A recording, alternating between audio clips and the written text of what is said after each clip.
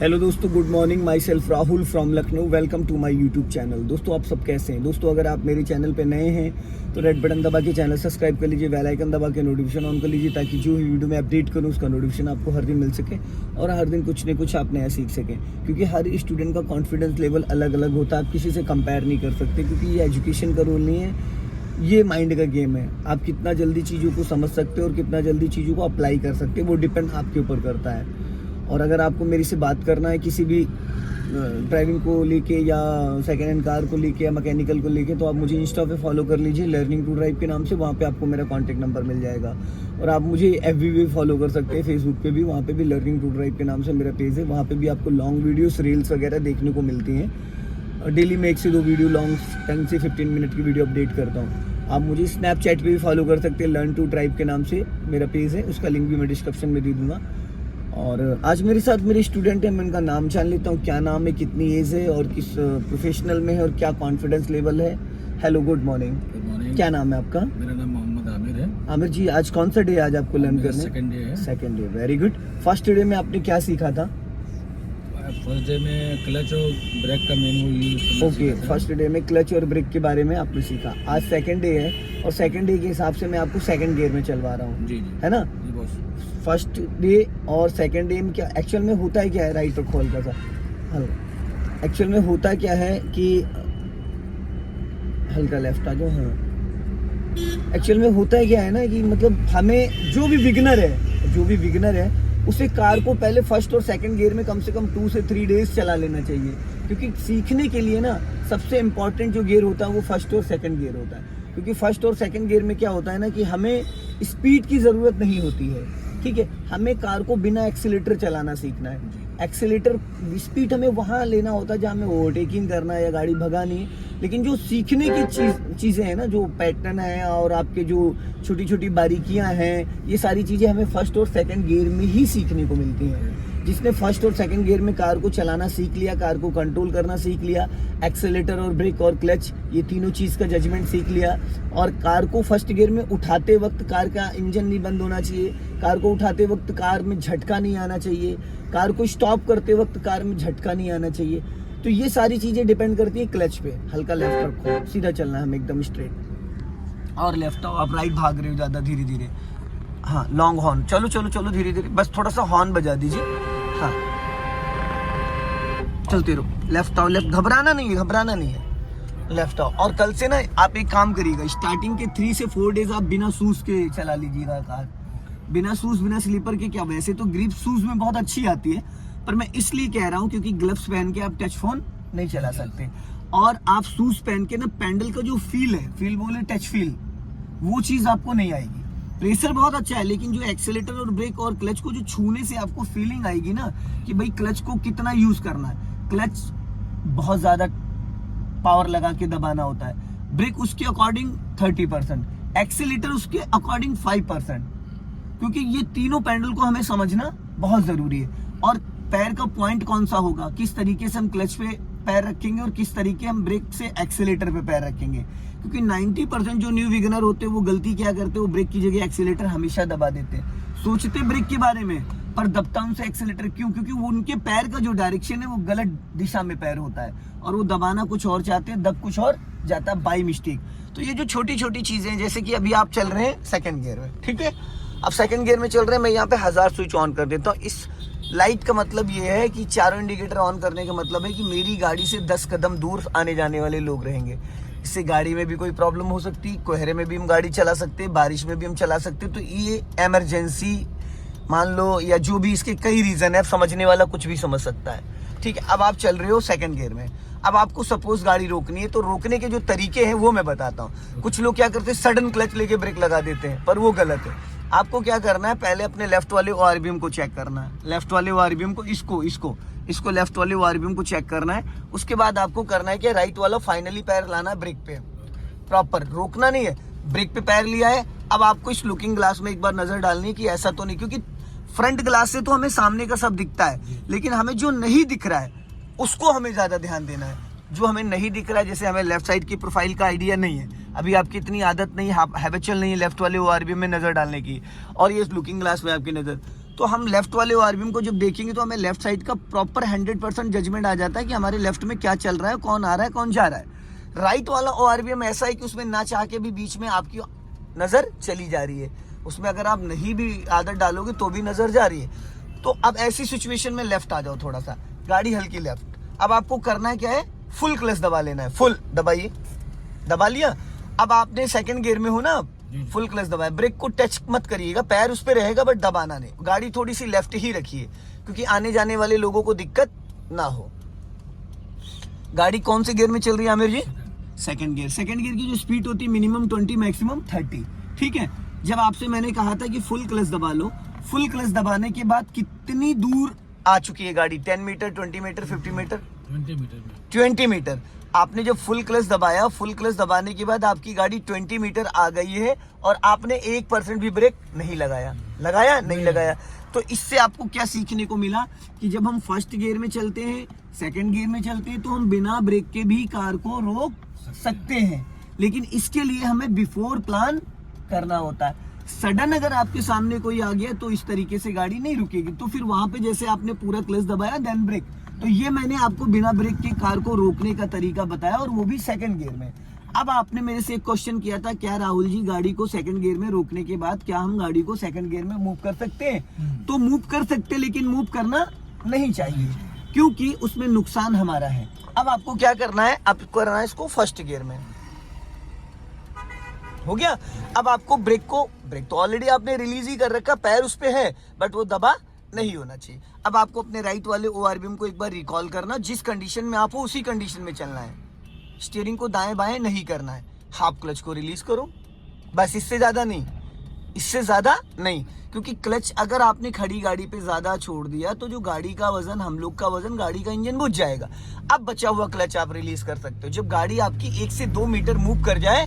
अगर आप विगनर है, सीख रहे हैं। वैसे तो जो चला लेते लोग वो बिना एक्सीलेटर गाड़ी उठाते नहीं, एक्सीलेटर के साथ ही उठाते हैं। गाड़ी आपकी मूव कर गई, अब आप चल रहे हैं आमिर जी फर्स्ट गियर में। अभी मैंने आपको सेकंड गियर में कार को रोकना सिखाया था, अब मैं आपको फर्स्ट गियर में। अब आप फुल क्लच दबा लो, ब्रेक मत लेना और गाड़ी हल्की लेफ्ट ही रखना ताकि पीछे वालों को हमारी वजह से दिक्कत ना हो। अगर बीच रोड पे रहेंगे तो पीछे वालों को दिक्कत हो सकती है। अब आमिर जी आपने अभी जो फर्स्ट गियर में गाड़ी को मूव करा, मूव करने के बाद जब पूरी तरीके से गाड़ी आपकी मूव हो गई, आपने पूरा क्लच दबाया, कितने मीटर पे गाड़ी रुक गई? 10 मीटर। अभी जब सेकंड गियर में गाड़ी आपने रोकी थी तो 20 मीटर गई थी क्योंकि वहां पे स्पीड डबल होती है।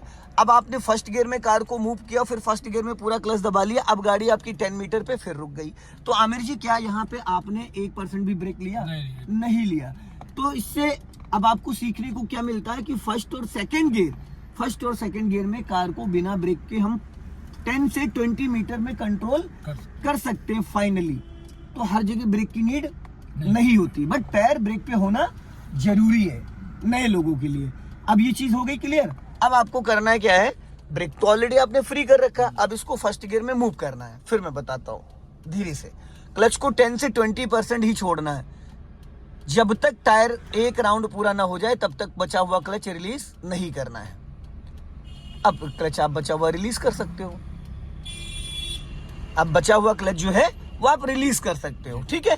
अब आपको क्या करना है, चौराहे को क्रॉस करने के बाद मैं कुछ चीजें और बताऊंगा आपको। यहाँ पे देना एक बार लॉन्ग हॉर्न आपको, गुड। क्योंकि सुबह का जो ट्रैफिक होता है ना वो बहुत खतरनाक होता है। हर इंसान को जल्दी होती है और उसके माइंड में एक डाउट होता है कि कोई नहीं है और निकाल लो, हल्का लेफ्ट आओ, बस धीरे धीरे खिसकाते रहो, धीरे धीरे चलते रहो, धीरे धीरे अपना लेफ्ट ही रखिए आमिर जी।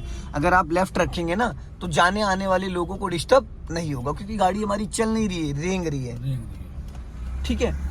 और लेफ्ट आ जाओ थोड़ा सा आमिर जी। आपका राइट वाला पैर आधा ब्रेक पे आधा एक्सीलेटर पे है, पूरा राइट साइड वी बनाया करिए। हाँ, अब पूरा क्लच दबाओ और हल्का सा ब्रेक लो, फुल क्लच देन ब्रेक लो। अब ये सडन मैंने गाड़ी रुकवा दी, पूरा क्लच देन ब्रेक, क्योंकि ऐसे अगर अचानक आपके सामने कोई आ जाता है तो आपको ऐसे ही पहले पूरा क्लच फिर ब्रेक लेना है। क्लच दबाने से इंजन फ्री हो गया, इंजन ऑन है। ब्रेक लगाने से जो आपका टायर राउंड कर रहा था वो रुक गया, ठीक है। अब आपको क्या करना है, फिर धीरे से गाड़ी बढ़ानी है। अभी मैंने फर्स्ट गियर में आपको सडन रोकना सिखाया, अभी मैं सेकंड गियर में यही चीज कराऊंगा। तो पहले ब्रेक रिलीज करो, हाँ अब चलने दो गाड़ी धीरे धीरे, अब ब्रेक को प्रॉपर रिलीज कर दिया, अब क्लच को रिलीज कर दो फाइनली। अब राइट वाले पैर को वी बनाओ, ब्रेक से एक्सीलेटर पे वी बनाओ, वी प्रॉपर, हाँ गुड। अब हल्का सा एक्सीलेटर लो, आधा पैर आमिर जी आपका ब्रेक पे है, पैर आप थोड़ा एड़ी उधर और खिसकाइए, एड़ी एड़ी, बस ये पैर है सही, और बढ़ाइए स्पीड, और थोड़ा सा, और अब राइट वाला पैर ब्रेक पे लाओ, क्लच दबा के सेकंड गियर फटाफट, नहीं लगा, वेरी गुड, छोड़ो क्लच, क्लच को प्रॉपर रिलीज करो, 3 से 5 सेकंड में आप क्लच को रिलीज कर सकते हो। अभी गाड़ी आपकी सेकंड गियर में, हल्का सा लेफ्ट लेके आओ, हाँ अब पूरा क्लच दबाओ फटाफट और ब्रेक लगाओ, स्टॉप, पूरा क्लच लिया देन ब्रेक, रुक गई गाड़ी, 1 फीट के अंदर ही कंट्रोल हो गई, पूरा क्लच दबा के रखना, छोड़ना नहीं है, गाड़ी 1 फीट के अंदर ही कंट्रोल हो गई। तो इसका मतलब ये है कि हर जगह हमें ब्रेक और क्लच को समझना पड़ेगा, हर पैटर्न पे अलग अलग डायरेक्शन से कार को रोकना, तो क्लच के कई पैटर्न है रोकने के, है ना। अब गाड़ी आपने रोक दी, अब इसको वापस फर्स्ट गियर में करके उठा लीजिए, गुड। अब ब्रेक को पहले रिलीज करो, फिर आधा पैर आपका आमिर जी गड़बड़ चल रहा है, एडी आप गड़बड़ कर दे रहे हो ना, बस पैर हल्का सा, जब हाँ ब्रेक से एक्सीलेटर पे वी बनाना है, हाँ ये एक्सीलेटर और ब्रेक को जब यूज कर रहे हो तो ये गैपिंग होना बहुत जरूरी है। आप जब एडी थोड़ी सी इधर खिसका लाते हो ना क्लच की तरफ, तो आधा पैर आपका फंस जाता है ब्रेक पे, ठीक है। अभी चलो,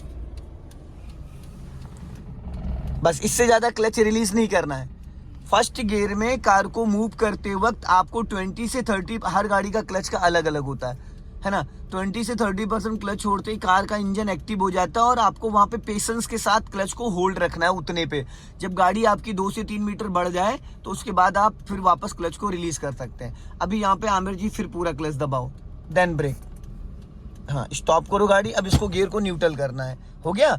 अब आपको डालना है बैक गियर, राइट साइड ले जाओ पूरा फुल, हाँ ये हो गया बैक गियर। अब अच्छे से पहले अपने राइट वाले आरपीएम को चेक कर लो, और इस लेफ्ट वाले आरपीएम को चेक कर लो, और इस लुकिंग ग्लास को चेक कर लो।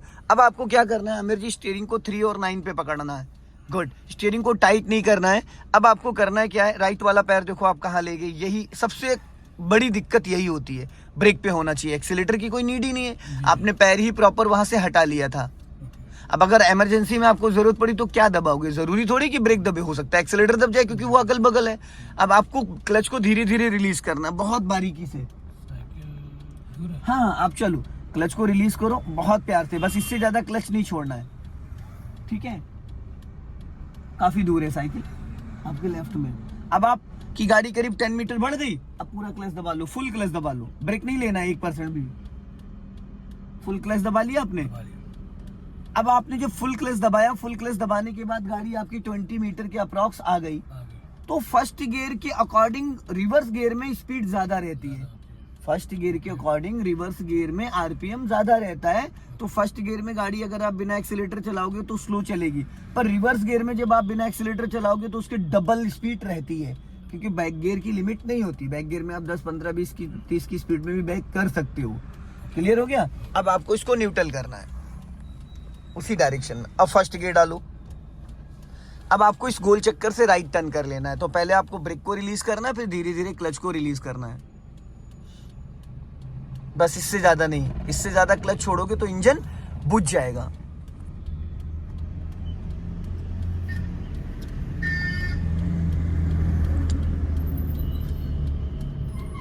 ये गोल चक्कर राइट, हाँ इसी गोल चक्कर से राइट लेना है।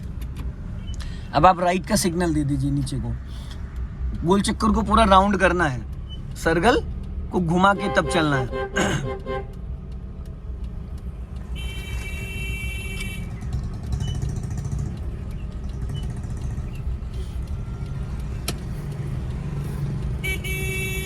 टर्न करो, गुड। बस राइट में बहुत ज्यादा सटाना नहीं,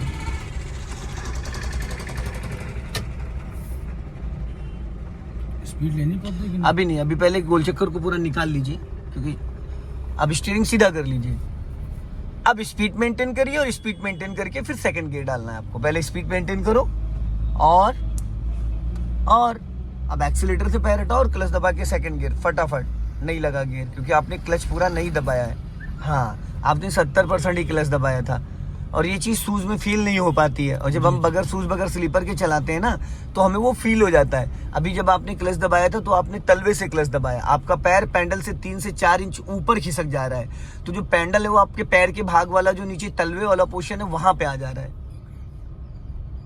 दोस्तों वीडियो पसंद आए लाइक करें, शेयर करें। जय हिंद, वंदे मातरम।